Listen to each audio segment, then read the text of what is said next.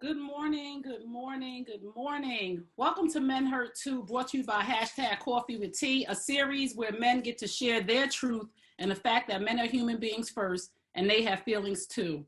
I'm so excited today because we're going to have this very necessary conversation that a lot of people are talking about a lot of things because they're trending. Oh, I'm your host, Trey, and welcome to #Coffee with Tea.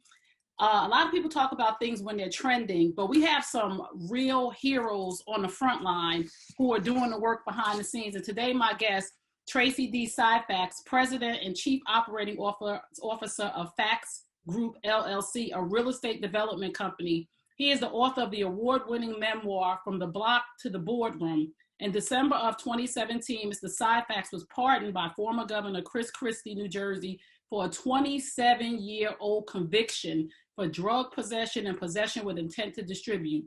Tracey has spent the last 25 years in business as a strong advocate for ending mass incarceration through the use of proper reentry tools, coupled with the goal of visualizing entrepreneurship as a viable employment option for returning citizens. In 2017, for the second consecutive year, he was named as one of the 25 most influential African Americans in New Jersey by the South Jersey Journal. He made history in 2011 as the first African American to be awarded Entrepreneur of the Year by the Princeton Chamber of Commerce. Welcome, Tracey. You can unmute. Unmute. Good morning. Thank you. Good morning, and thank you for inviting me onto the show. I'm so excited to have you here. So we're gonna get started because, listen, we don't have a lot of time, and this is gonna go so fast. And I got 872 questions. 872. 872. So first thing I like to ask when I have my guests come on here, because I need people to understand and have the connection that outside of everything, you're a human being and you have feelings too. So I always ask our men to share their blueprint. Tell me a little bit about your relationship with your mother and your father.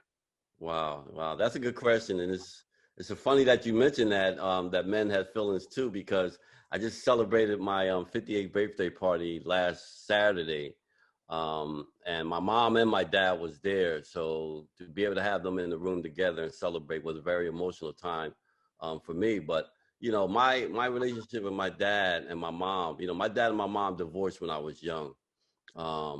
And my mom didn't take that very well because she had other issues she was also dealing with. My mom was abused as a child, so when they divorced, it kind of hurt her. And then I think it was 6 years after their divorce, my brother was tragically killed in a truck accident.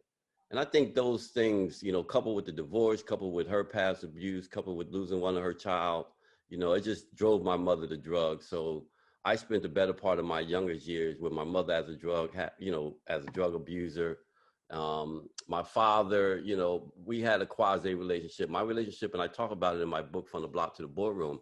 My relationship with my dad in the 70s, in the early years, was when I was cutting up with school, my mom would put me on a bus, send me to Asbury Park.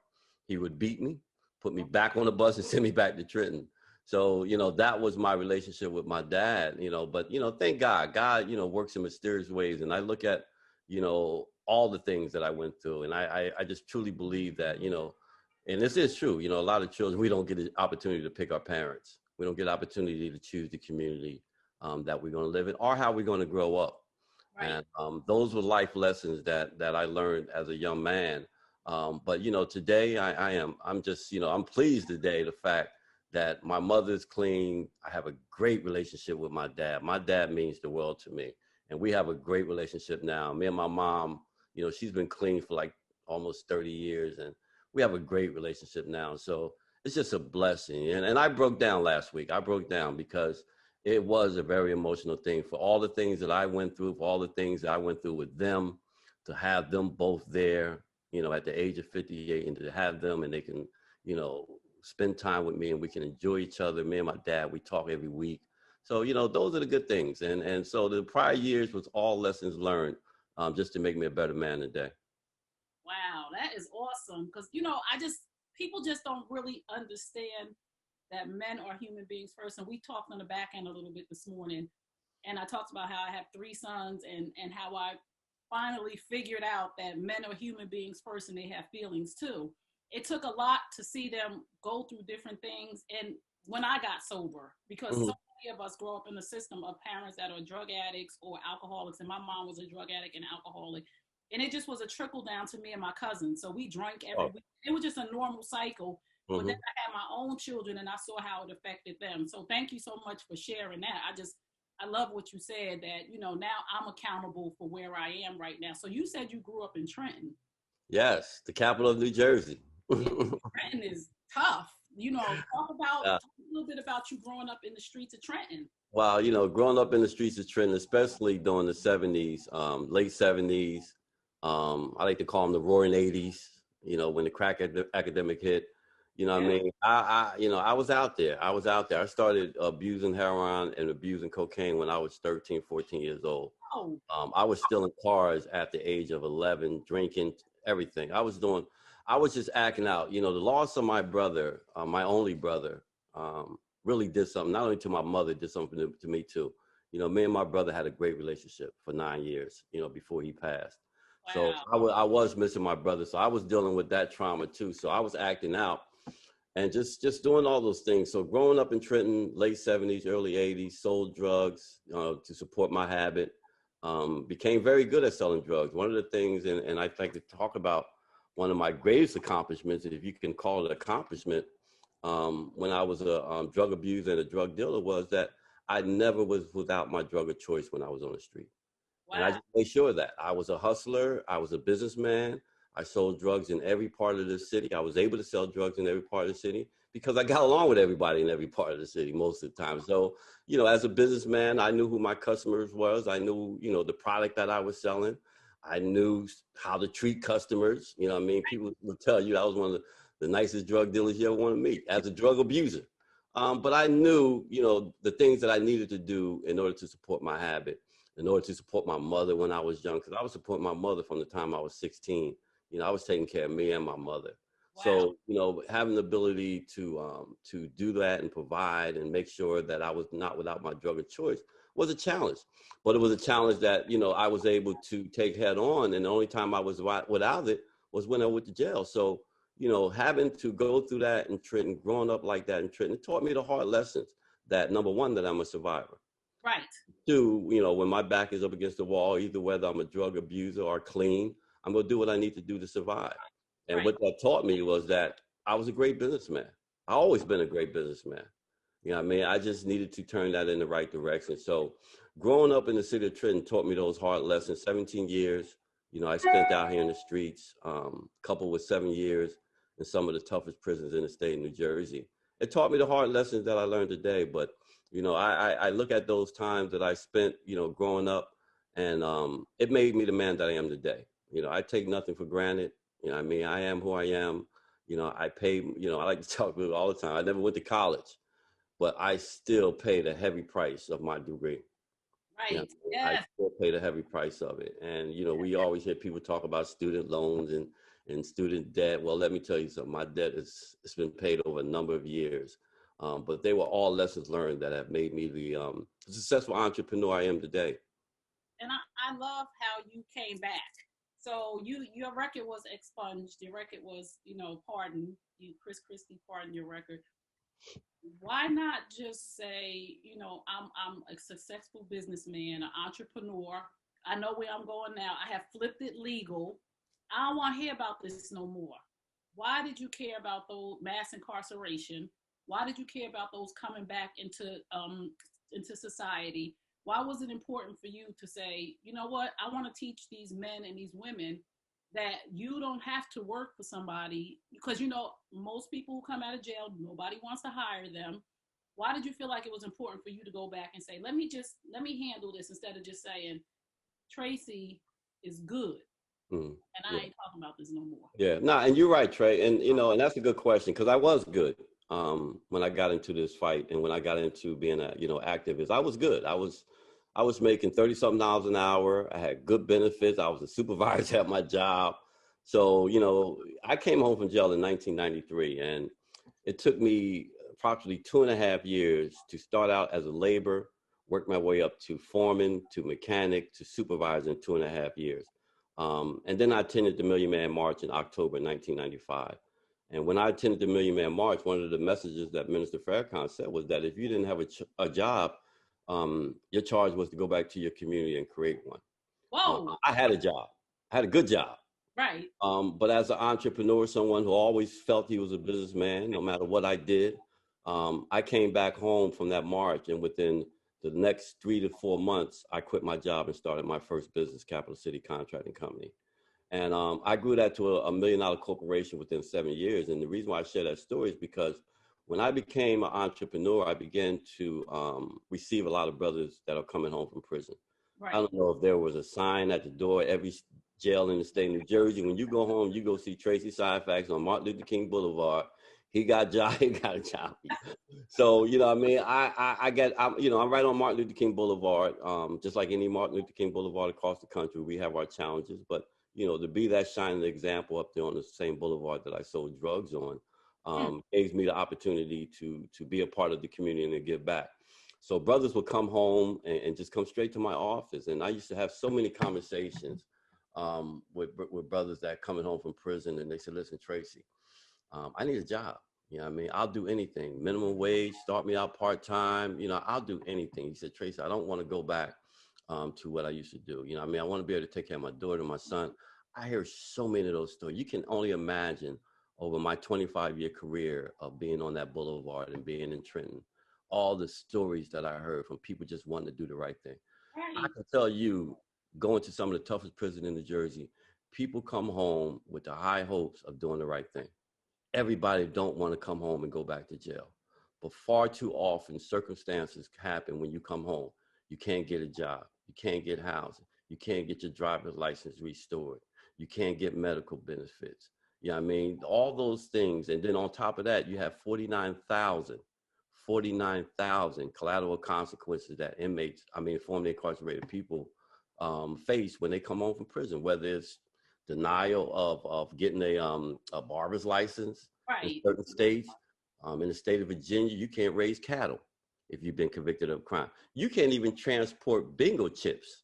What? In the Commonwealth of Virginia if you've been convicted of a crime. But see, it sounds ridiculous, Trey, but this was what we were doing in the 80s. Right. This was get tough on crimes. Every single time they was pounded on, just pounded on. So every time a formerly incarcerated person would come home, those were the things that, that they would face. And to say, okay, now pull yourself up by your own bootstraps. Right. You know what I mean? So enter into, what I do now, far as, why help? I have to help. I've heard too many of those stories. But I also recognize that in my 7 years of being in these prisons, that some of the most talented people I ever met are behind bars. Some of the Fortune 500 CEOs that I ever met, even now, 25 years in business, I met some Fortune 500 CEOs in prison. So knowing that all that talent is sitting in jail, knowing that, we are some creative people. Yes. We are some innovative people. Yes. So being able to take that talent and figure out a way to get that talent into the market legally and start your own business is what drives me today. So I started Reentry Ventures. We started it in 2016. I hooked up with a professor, CJ Meena, who's my partner. CJ is a graduate of Babson. He's taught at Wharton. He's taught at Harvard. He's taught at all the big business schools around the country. And me and him developed a course to teach entrepreneurship to formerly incarcerated people and people that are coming home from prison. And actually those who are in prison. Last year, we taught 1,000 inmates at the Bureau of Prison in Washington, D.C. through tablets with our program, how to start and run their business. So being able to not only touch them on the inside, but touch them on the outside and say, okay, listen, we know what we face when we come home from prison. We know we're going to be denied the right to work. We know we're going to be denied benefits. We know we're going to get doors shut in our face. How do we react and where do we go at from there? Well, we have to begin to create businesses. Yes. We are some of the creative and most innovative people around. So how do we do that? We have to be able to create businesses. We have to take those things that we're passionate about. We have to take those hobbies. Some of us know how to do so many things coming out of prison, so many things before we went into prison. Take those things that we're passionate about and how do we take those and get those into the market? So, I spent my past 25 years, being an advocate, working with the governor, working with the state legislators, working with Senator Cory Booker, working with the president, former president, our president, Yeah. former President Barack Obama. We started the Fair Chance Business Pledge under Barack Obama in 2015. It was me, my company, and 22 other companies from around the country, and we all pledged that we would do what we needed to do to make sure that we give formerly incarcerated people opportunities to work. By the time Obama left the White House in 2016, we had over 500 companies throughout the country that had made that commitment to hire formerly incarcerated people. So, the work that I do in this area, it wasn't sexy. It wasn't the work that people were doing when I came home. I came home, like I said, I came out of the Get Tough on Crime 80s. So me coming home in 93, folks wasn't even talking about how do we help formerly incarcerated people integrate back into society with dignity and respect. Now that's the thing that they talk about at the political conventions now. Right. What are we going to do around criminal justice reform? What are we going to do around mass incarceration? And we have to do something. We have to do something. We have really crippled the whole community, because when you look at, the manufacturing jobs, all the jobs that were in a lot of these urban communities during the 70s, and when those jobs left, enter into crack cocaine and heroin, and then you ask, why do you have all these problems? Well, folks not only got to numb the pain, the folks got to eat. Yes. So, and how do we rectify that? Because I grew up in the 70s, I grew up around a lot of Black businesses. So I knew visually what a Black businessman looked like. Far too often now, a lot of our kids are just not seeing that now in our communities. And we have a responsibility to bring that back. Right. And you said something earlier when we were talking, when we first came on, you said poverty drives a lot of things. Yes, absolutely. Absolutely. And I don't like, and folks, but Tracey, you believe in capitalism. No, I don't like capitalism either, but I know I need some capital. Right. I know if I live in a capitalist society, you better damn well have some capital for your very existence. I understand that. So it's not about whether I support capitalism. The fact of the matter is that we live in a capitalist society. Poverty drives everything, whether it's education, whether it's your health, whether it's your ability to provide for your community, whether you can have certain things in your communities. Economic drives all that. And until we make sure that we understand that and make sure that we have our piece of the pie, we're going to keep losing. So yes, that is at the root of crime. When I talk about the drug game, people, I'm for abolishing all drugs. Of course, I'm for abolishing cannabis. I've always been a strong opponent of that. But the fact of the matter is that I'm against all drugs being illegal, because of the fact that when we look at other countries, they have legalized drugs and did very well.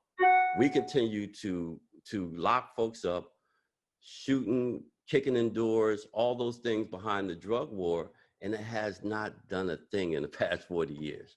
We are no closer to ending drugs in any community since we began the war on drugs. Trillions of dollars later, and we are no better off. When one drug dealer gets locked up, another one comes in. Whoa. So we talk about, all the shootings, until we take the profits out of the drug game, which legalization does that, right, and turns it into a public health issue versus a criminal issue. And until we take the profits out of it, we're going to continue to have these drive-by shootings. It's the same thing with alcohol prohibition. When Al Capone and all of them was shooting up the corners, because that was the alcohol trade. Right. But as soon as they legalize alcohol, and make it a public health issue, things stop. So, we have to start thinking, and, we got to look at where we are now. We're in 2020, and we have to really begin to have progressive ideas, transformative ideas that really change the directory of where we've been going, because incremental steps are just not going to get us there. And I'm always reminded of Dr. King when he said, a nation that continues to produce soft-minded men purchases its own spiritual death on the installment plan. Those are powerful words. Yes. Those are powerful words from Dr. King. And that's how, and that's how I live. I think we cannot look at incremental steps to get to where we're going. When we talk about defunding the police, and people like to, badges, oh, that's a bad, we don't want to defund it. No, we don't want to defund the police. No, we need the police in our community.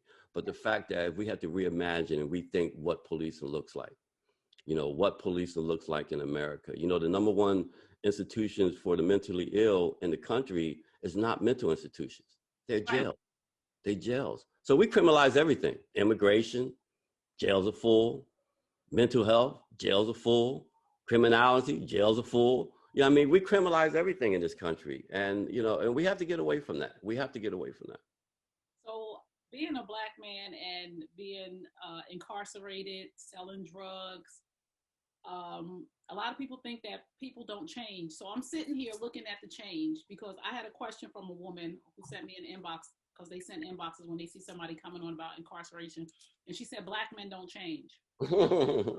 Black men really change? Because I'm seeing you sitting here.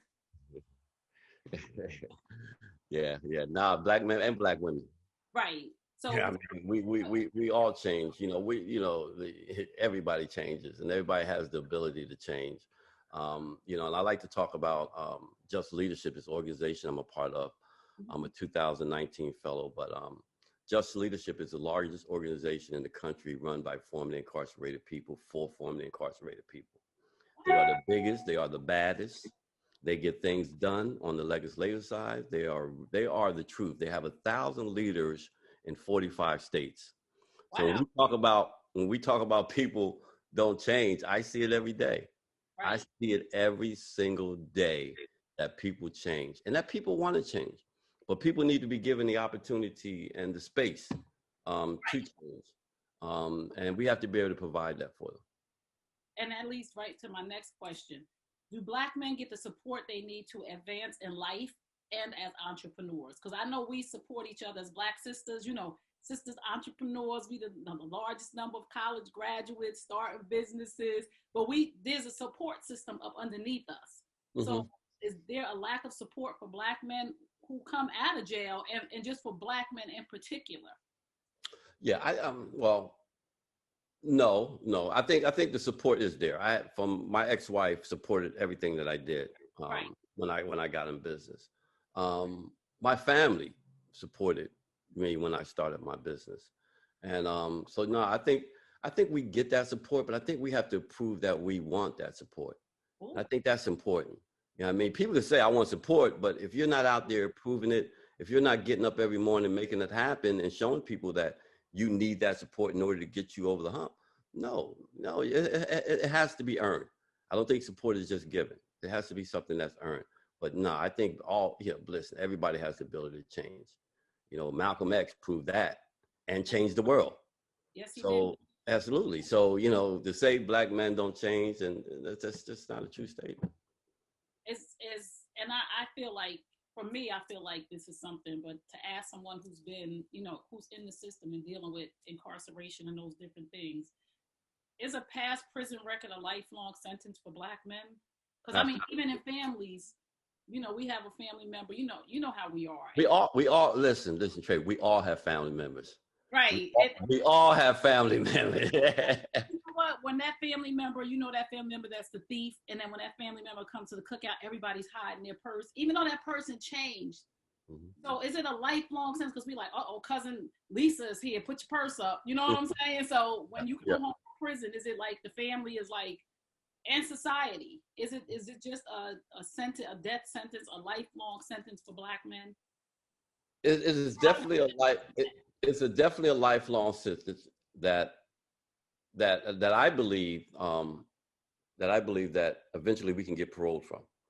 And when I say that, I mean that, you know, even though we come home with that scarlet letter, even though we come home with so many odds against us, it is so many brothers and sisters that I know around this country that are doing some major, major work.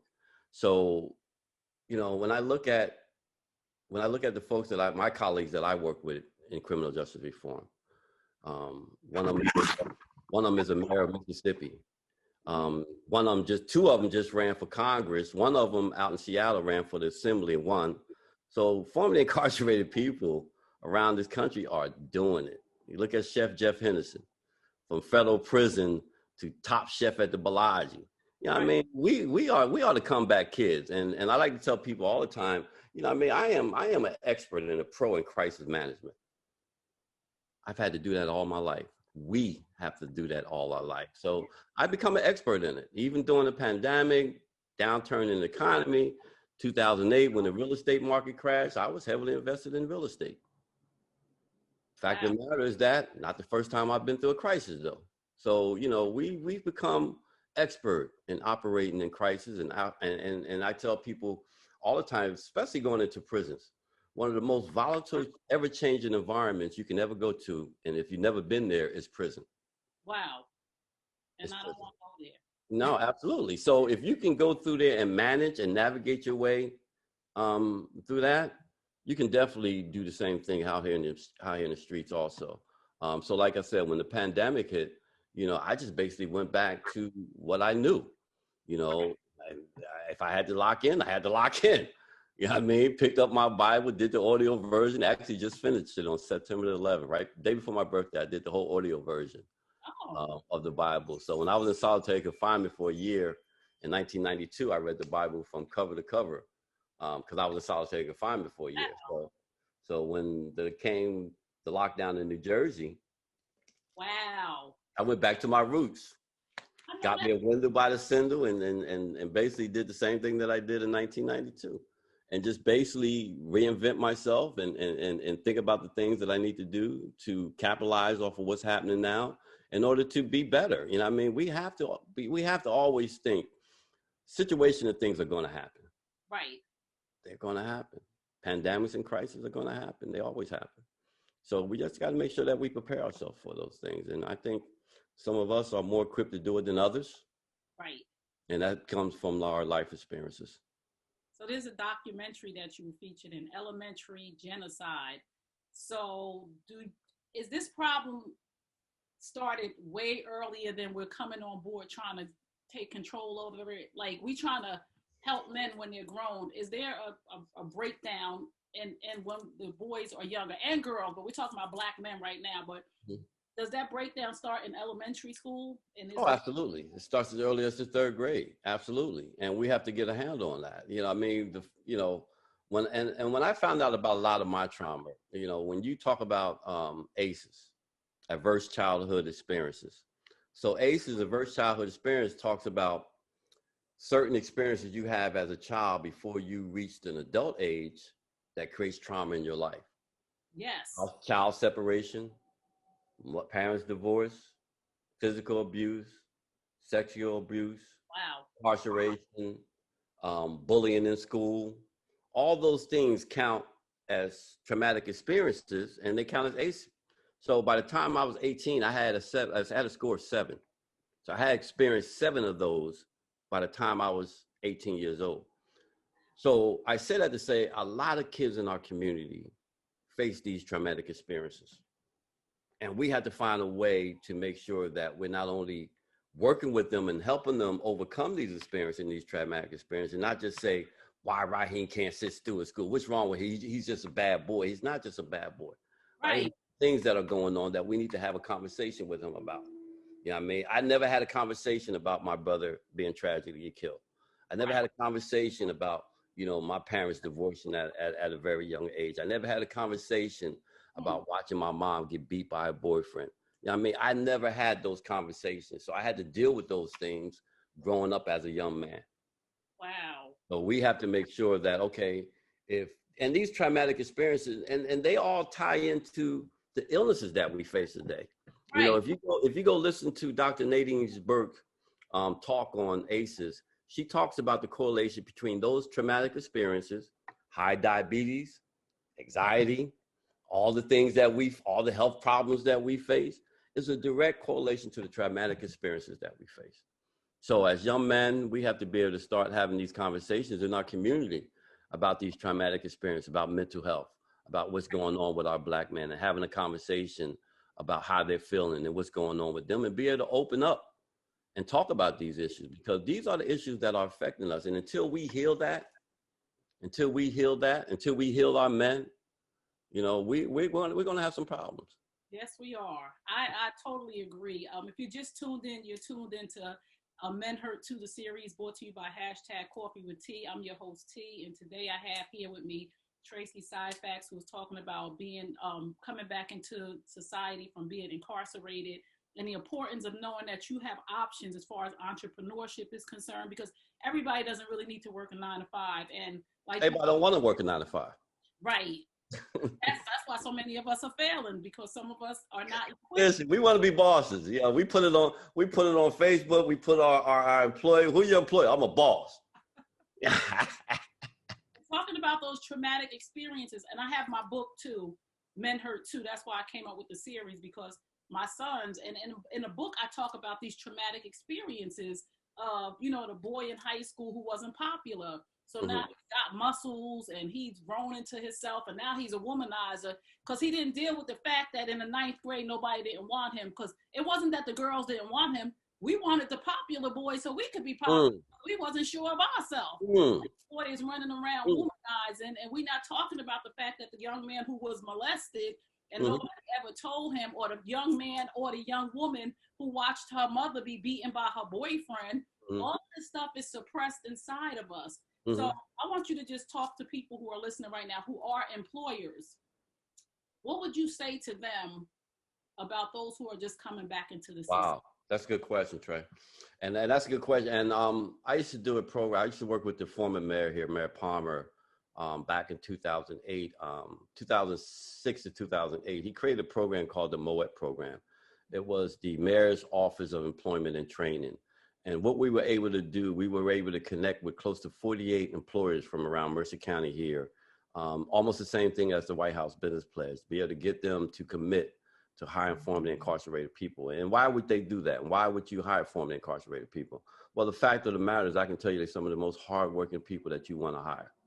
They're dedicated, they're committed. They don't want to go back to where they used to. They're just like me. When I came over 93, I was at the shop before my boss got there. And he just gave me the keys. He said, listen, you here before, don't you sitting outside, just open up. Right. So, you know what I mean? And I've worked with so many formerly incarcerated people at my company that have gone on to own their own companies, that have gone to work and took jobs somewhere else and become supervisors. So, you know what I mean? Some of the most talented and hardworking people that you can hire is formerly incarcerated people. And I think you can get many businesses that have done that to attest to that, that I know, especially the ones that I've been dealing with, that it's been some of the best moves they could ever make. And how do we as a society, how do we as family and friends help those who are being transitioned back in? How do we help them, or what is it that we can do or not do when people are being released from prison? Well, I think one of the things that we definitely can do is give them the support that they need, right? Especially if they're looking for it. I mean, we can't help people that don't want to help themselves, right? And I'm just a firm believer in that. You know, I mean, over my years, I spent so much time mentoring, coaching, long conversations with formerly incarcerated people about some of the things that they need to do in order to be successful in life. But, they got to want it. But I think if we see that as family members, as the community, if we see people are trying, we have to make sure that we're giving them the extra push that they need, whether that's helping them find a job, whether that's hearing about something over the radio that you feel that they can get involved with.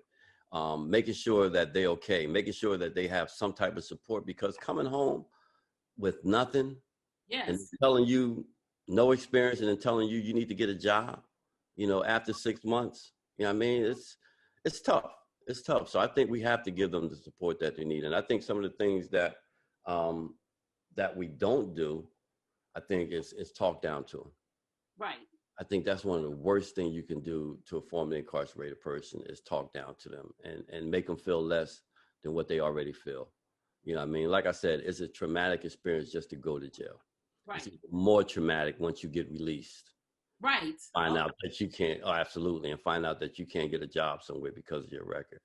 So all that stuff is within us. All that stuff is just it's stuff that we have to deal with as formerly incarcerated people. So we just want to make sure as our family and as the community support that we don't pile on to that. That's so good. So good.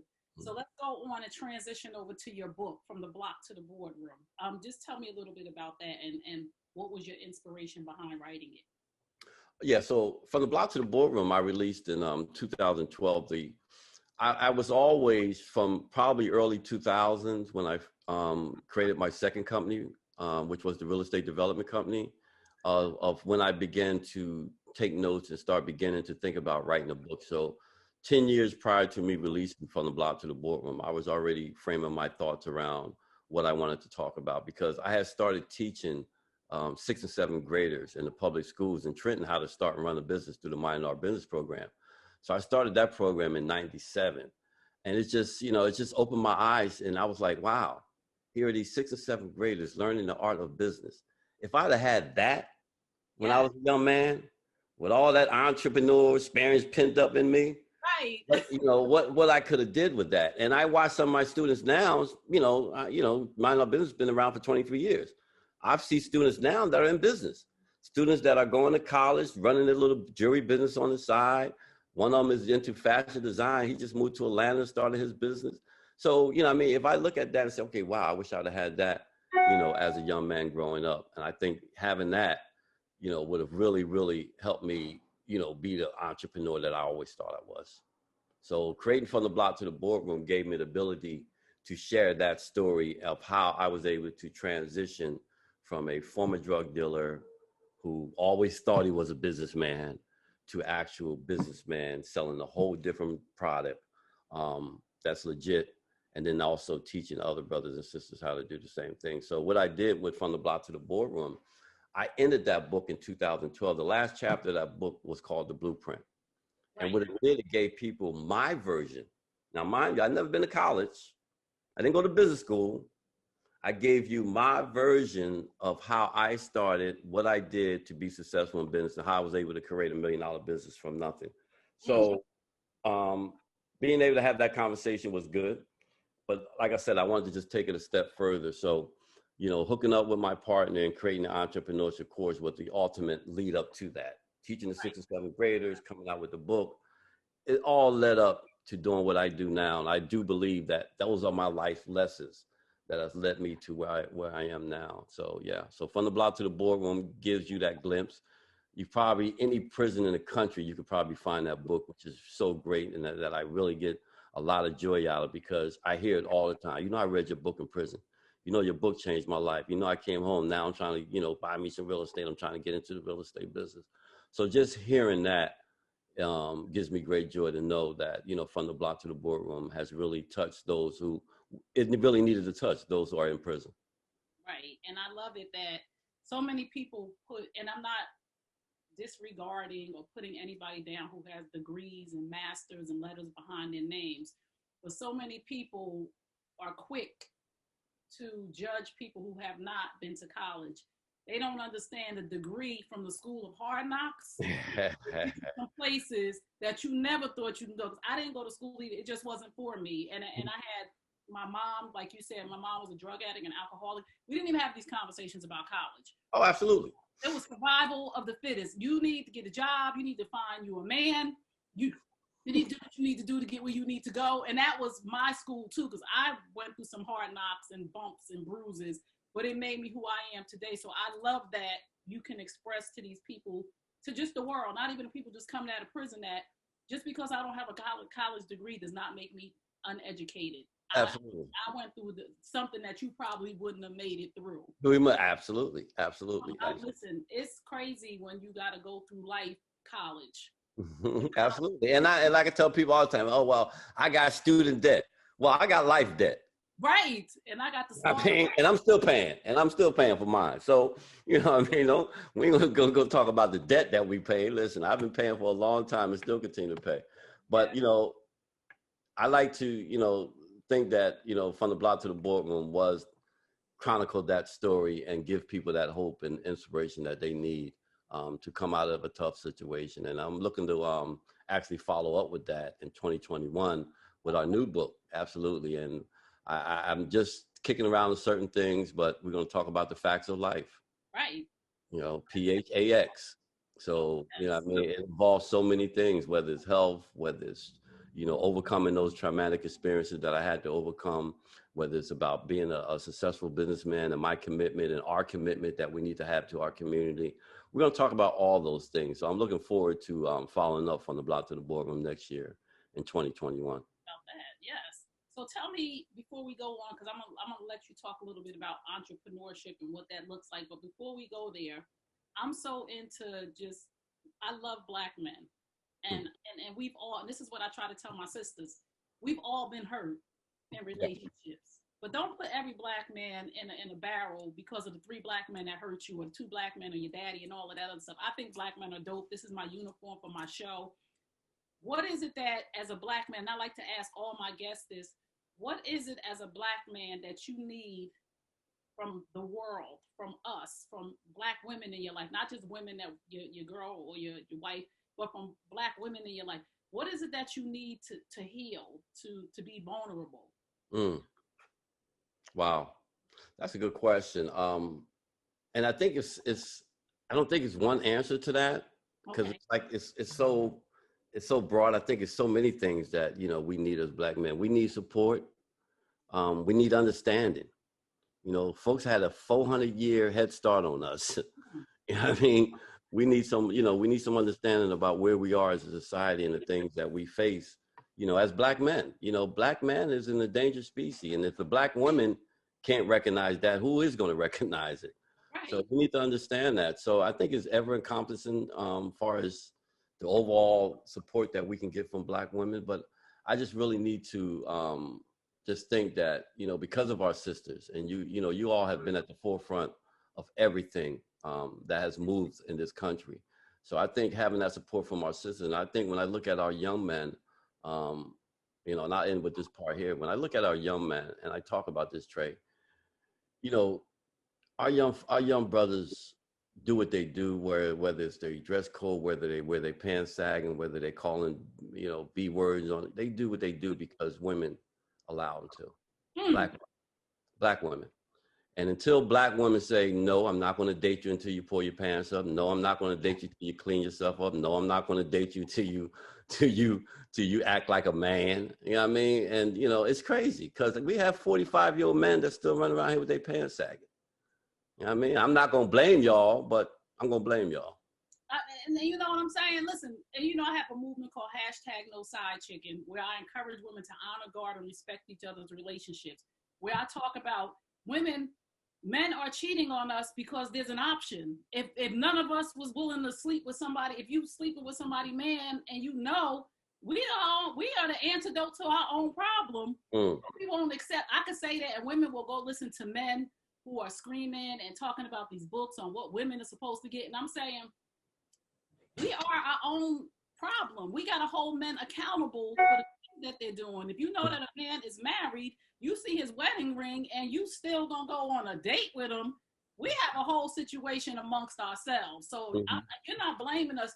You're just holding us accountable. Like I hold the side chick accountable and the wife.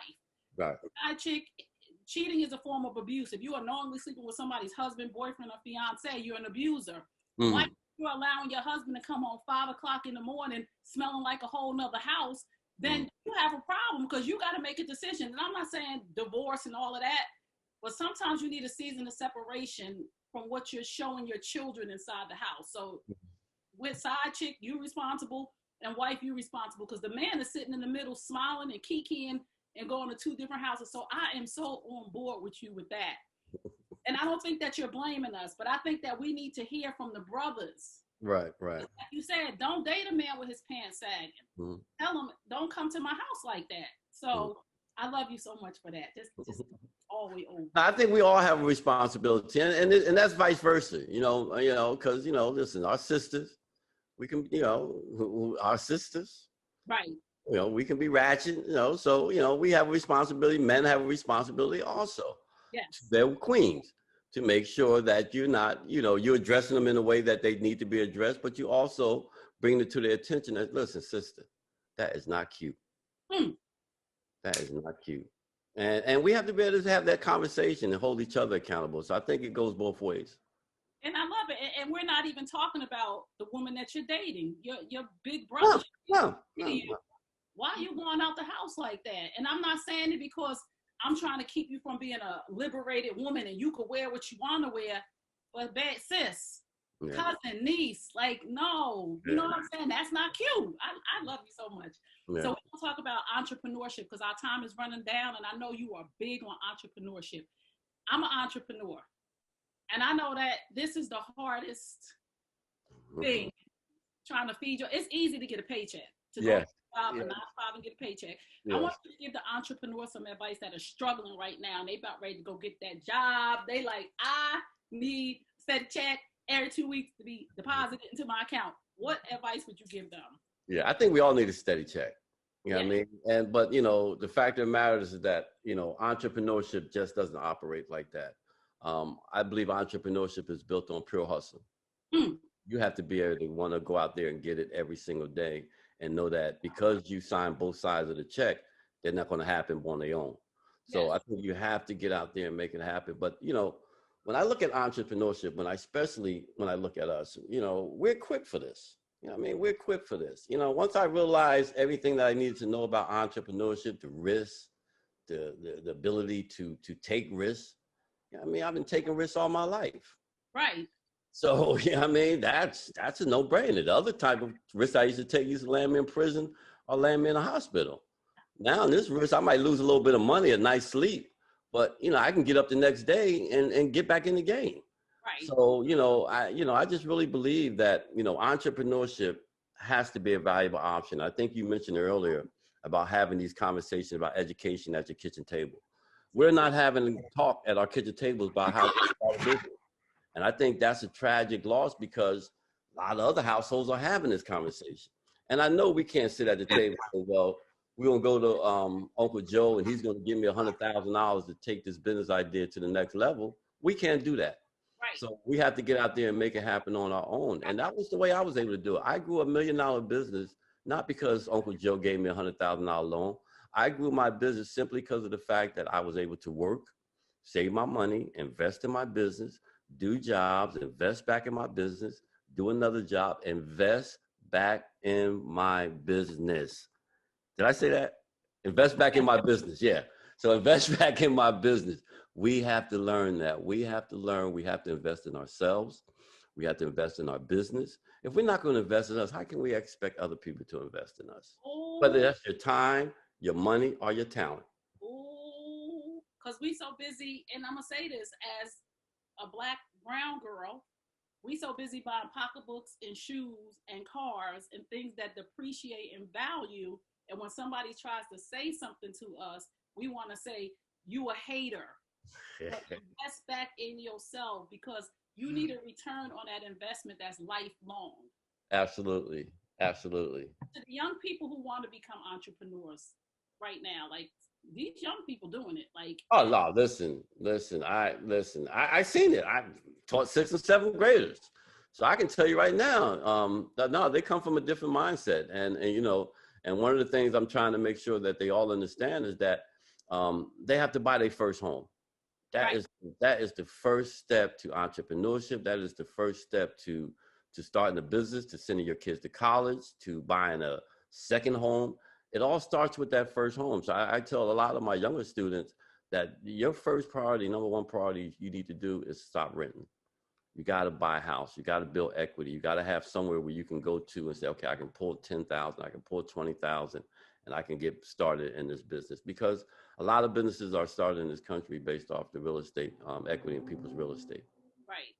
What about the 50-year-old who wants to be an entrepreneur? Because the young people, I'm like, this little girl got a lemonade stand. She doing better than me. This little boy over here selling water, selling bottles of water. and cookies. What am I doing wrong? So talk to the older people because I believe it's never too late to live your dream. What do you think is the biggest mistake that older people are making trying to become entrepreneurs?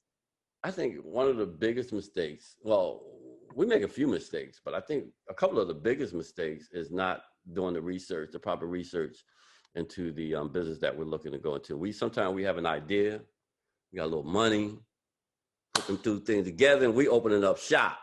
Never, not knowing who the target audience, not knowing who's coming, not knowing. I mean, just off a whim, and we got to stop doing that. We got to stop doing things just on the whim and start planning this thing out. So I think that's one of our number one faults is that we'll do that. My office is located about 2 blocks from a hip-hop store, a little hip-hop store, about 2 blocks down. I watched that business probably over the past 2-3 years, maybe 8-9 different businesses. Same thing, T-shirt, jewelry, incense, put the mannequin out front, same thing. grand opening, grand closing. Right. Oh. You know what I mean? So it's like, you know what I mean? We keep doing the same thing over and over again and expecting a different result. So until we begin to do the proper research, we're going to continue to run up into those roadblocks. So I think, doing that proper research is the number one thing that we have to do. And everything can't be a 30-day plan. Sometimes we start these plans and if stuff ain't working out in 3-4 months, we're off to something else. Right. You know what I mean? We have to be able to say, okay, no, this is my passion. This is what I love doing. This is what I'm going to make work, and we make it work. Right. Consistency. I heard you say consistency, research, know your demographic. Who buying your stuff? Because if ain't nobody buying it, you just... Why are you selling? Right. Even your family ain't buying it. I mean, absolutely. Sometimes families is the last person to buy, but if they ain't buying it, you might want to rethink some things. But your next book is grand opening, grand closing. Talk about that. I see these businesses too, and I'm not talking about from the pandemic. I'm talking about grand opening, grand closing. I'm like, Dad, they was just there 3 months ago. What happened? They opened up a burger place. See it all the time. Absolutely. Yeah, absolutely. So grand opening, grand closing. Grand closing. I see it all the time. And we have, we got to stop that. But it's a way, we teach the 20 lessons and 40 concepts of entrepreneurship. And what I've learned is that entrepreneurship is a universal language. Right. It's a universal language all over the world. Our 20 lessons and 40 concepts of entrepreneurship can fit any model. I mean, you can create any successful business from that model, whether it's a gas station, whether it's a hair salon, whether it's a consultant business, any type of business you can create from that model. But we got to follow the model. Right. Yeah, the model is not on the whim. Right. We got to follow the model. And there is a model out there that gets us to where we want to go. So I want you to say one last thing to everybody who's listening, just a bit of advice from your experience, your expertise, and how people can move forward to become successful from your opinion and from what's inside of you. Because we're here, and I love to talk to every man and from his experience, his expertise, and his opinion on what success looks like. Well, I think our lived experiences, I think our lived experiences enable us to be the great people that we are. Right. I just truly believe that. I just truly believe Black people are great anyway. So, the lived experience just comes along with it. But being as great as we are, I think one of the things that we have to recognize, and one of the things I didn't recognize when I was a young man, that I got to learn as an older adult now, is just how great I was. And I didn't know that. But once I learned that, a lot of things are become a lot more easier. So I think once you recognize who you are, I think that propels you to great success. So I think a lot of people, we have to start finding out who we are. We have to start connecting with our inner self, our purpose in life, because all of us are sitting here to bring forth our gifts. And I think we have to find out what that gift is. And then once we do that, I think we can begin to, whether it's entrepreneurship, whether it's going to work for somebody and being the best janitor that you can be. That is what you were called to do. And I think once we find that out, it makes life a lot more easier. So I think find your purpose, find your calling, those things that you're passionate about, and just know that you're great and go out there and make it happen. And I always feel like it's never a fail, just an opportunity to try again. Never lost, just lessons, all lessons. Never lose, just all lessons. It's all lessons. We get so devastated when something happens, but life is going to keep happening to us. Absolutely. It's all how you respond to the things that are happening in your life. We can sit here together and we can get on a phone call later like, oh, my mother was an alcoholic, my mother was a drug addict, and we got the right to be on our knees and to fail. We don't. No. We don't. And you talked a lot about accountability today. So tell everybody where they can find you, where they can find these programs, because I'm interested now. Because listen, every day is a life lesson. I'm not where I want to be. I'm in my mental space. I'm good. Because for me, I'm happy. I'm whole by myself, and I'm joyous. But I'm not where I want to be because we never really arrive, and that's when we fail, when we think we have. So tell everybody where they can find you. Yeah. Listen, these lessons are life learning lessons. So I've never finished learning. So, we always must continue to learn. But I think a couple of things. They can find me at www.tracysyphax.com.